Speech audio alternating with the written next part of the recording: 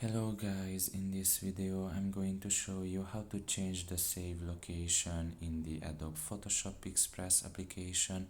The first thing you need to do is enter the app. Once you are done with that and you are in the home page, you should look in the top of your left corner and there you will find three lines.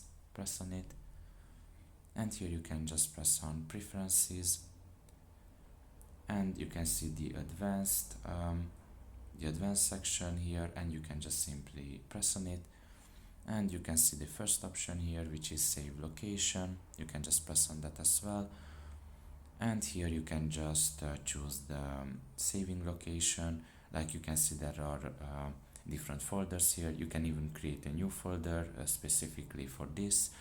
Now I'm just going to select, for example, the download folder, and now you can just press on use this folder, and seems like for now I cannot really choose this folder because of privacy reasons, but you can just choose another folder or create basically a new folder.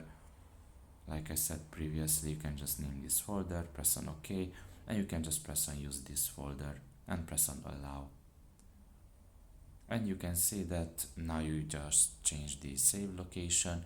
Now you can also use already existing folders, but you need to change basically the privacy settings in order to do that, and you can just use those folders as well afterwards.